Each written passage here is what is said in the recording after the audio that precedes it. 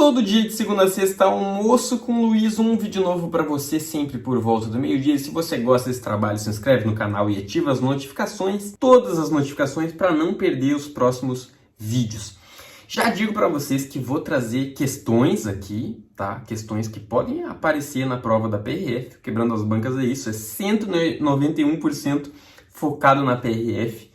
E antes, né, lembrar vocês que quem não está estudando tá muito errado, né? Tem que estar estudando já. O Roth, o diretor executivo da PRF, no sábado, ele colocou lá nos stories dele que ele acredita em edital lá por janeiro. Disse também que não descarta reduzir o prazo de 4 meses, né, entre o edital e a prova, né? Vai avaliar, vai depender de quando sair a autorização. A autorização deve sair logo. E prepare-se aí para a prova, mais provável que seja em abril, tá? Prova para PRF em abril. Tem um cara aí, um dono de um cursinho, eu não gostaria de entrar em polêmica, mas vou ter que falar isso porque ele tem um alcance muito grande, né? Os vídeos dele têm um alcance muito grande. Só que ele tá falando que o edital vai demorar, né? Ele disse, não, o edital da PRF pode até sair agora, mas o edital é coisa de 4, 5 meses, e não é verdade.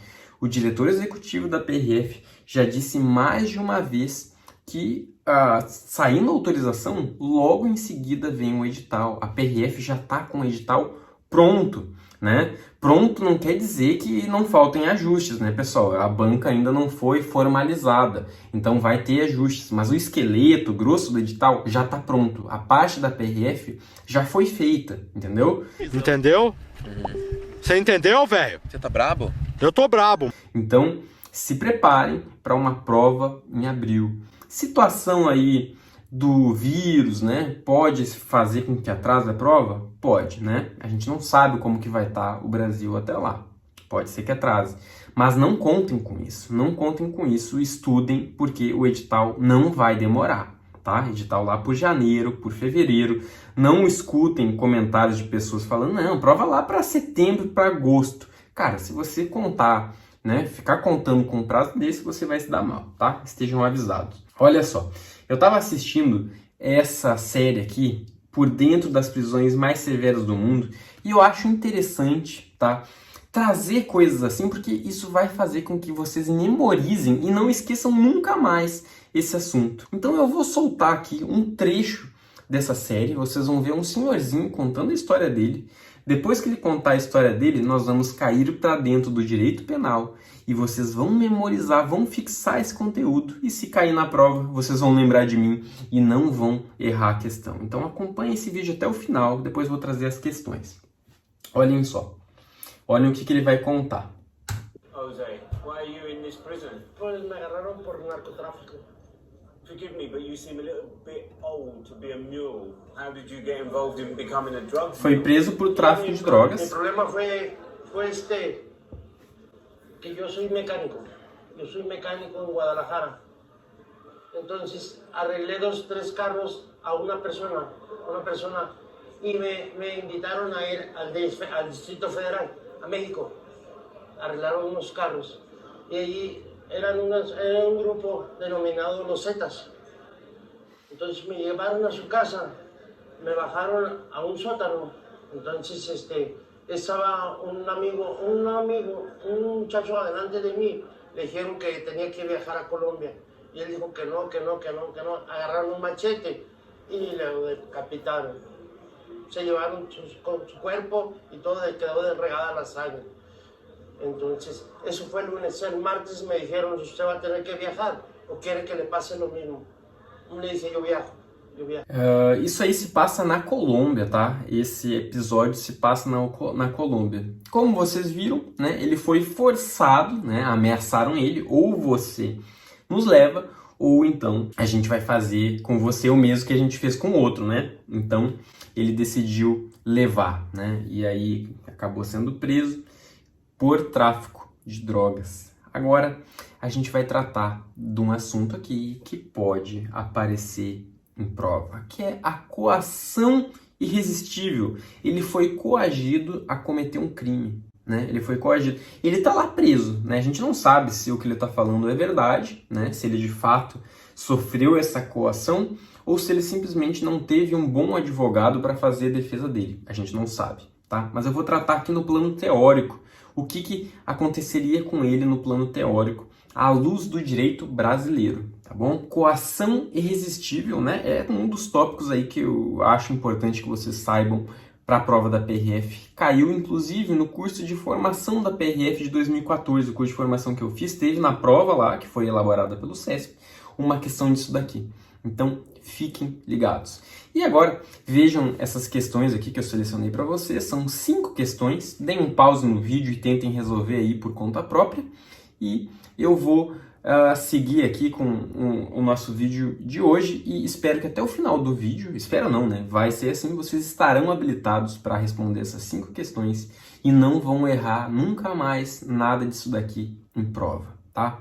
Vamos lá. Pessoal, ele foi coagido, tá? Esse cidadão aí da série foi coagido e a gente está tratando aí de uma hipótese de coação irresistível, tá? Uma coação irresistível. Falaram, né, que se ele não fosse participar do crime, então ele acabou indo.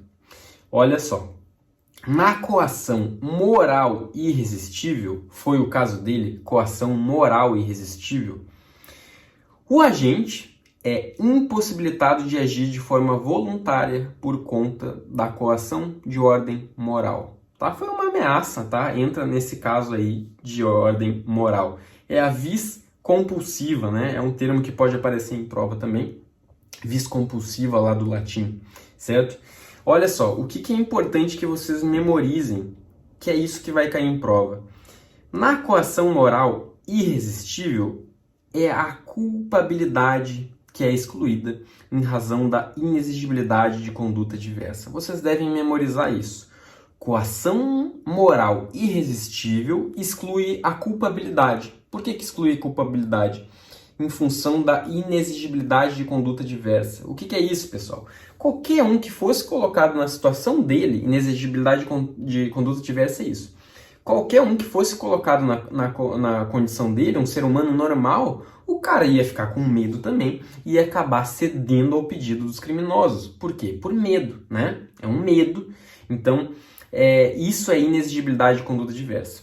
Agora, se fosse uma situação assim, ó, por exemplo, uma pessoa fala, não, eu cometi o crime porque eu sou pobre, né? Eu sou pobre e eu precisava, né? Precisava melhorar a minha vida e aí fui lá e cometi um crime. Cara, essa tua situação aí de falar que tu é pobre e por isso tu precisou cometer o crime, isso aí não entra na inexigibilidade de conduta diversa. Tem um monte de gente que é pobre e que nem por isso vai cometer crime. O cara vai buscar melhorar de vida de uma forma honesta. Para entrar nessa inexigibilidade de conduta diversa tem que ser algo muito forte, muito agressivo, né? Que nem esse exemplo dele aqui, tá? Aqui, tá? Nesse caso da coação moral irresistível, há fato típico e ilícito, mas a culpabilidade está excluída. Já eu vou falar da teoria tripartite do crime aí, tripartite, do conceito analítico de crime, tá? Avançando aqui. Já no caso da coação física, não foi o caso dele, tá? Não, o caso dele é coação moral. Na coação física irresistível, vis absoluta, tá? Um termo em latim aí, o agente é impossibilitado de agir de forma voluntária, tendo que atuar como um terceiro o obriga. Ou seja, não há conduta voluntária do agente. Agora, o que vocês têm que memorizar sobre a coação física irresistível? Ela interfere na tipicidade do fato. Então, o ato é involuntário, é um fato atípico, certo? Então, há exclusão da tipicidade ou da conduta. Tá? Por que eu estou colocando o da conduta? Vocês vão entender agora. Então, se liga só, pessoal. Falou em coação física, a gente está falando aí numa causa de exclusão da tipicidade, tá? Mas o CESP também vai considerar certo se aparecer na questão que a coação física irresistível exclui a conduta, tá? Também está certo para o CESP. Então, doutrinariamente, você vai encontrar os autores falando aí em exclusão da tipicidade. Coação física exclui a tipicidade. Mas se falar que exclui a conduta, tá certo também, tá? E a coação moral irresistível exclui a culpabilidade, tá? Por inexigibilidade de conduta diversa. Qualquer um que fosse colocado naquela situação não seria exigível que o cara não cometesse o crime. Ia cometer também, tá certo? Então, memorizem isso daqui, porque as questões vão cair dentro disso daqui, vocês vão ver. Aqui, pessoal, o conceito analítico de crime, tá? O que é crime? Crime é fato típico, ilícito e culpável. Se não tiver fato típico, não há falar em crime. Se não tiver ilicitude, não há falar em crime. Se não tiver culpabilidade, não há falar em crime. Então tem que ter essas três coisas aqui para a gente falar que existiu crime naquela situação, né? Uma pessoa pode agredir alguém e não cometer crime. Por quê? Porque ela agiu em legítima defesa, por exemplo, né? Então, legítima defesa exclui a ilicitude. Excluindo a ilicitude, pum, não há crime, entendeu? Também a gente pode falar de uma pessoa aí que é menor de idade, por exemplo, né? Aí ele entra aqui na situação da imputabilidade. Ele não comete crime, menor de idade não comete crime, porque ele não é culpável, ele não entra na culpabilidade. Ele vai entrar lá num ato infracional, lá do ECA, mas ele não comete crime, tá? Formalmente, não comete crime, para efeito de prova, para efeito de concurso público. E exigibilidade de conduta diversa está aqui, ó. A pessoa que age, né, que nem o senhorzinho aqui do vídeo, sobre coação moral, né? Coação moral, ela tá aqui, ó. Ela entra nessa situação. Ela não tinha... qualquer pessoa no lugar dele não seria exigida uma conduta diversa do que a que o senhorzinho ali fez, né? Então, exclui a culpabilidade, a coação moral irresistível. Vai atuar aqui, certo? E a coação física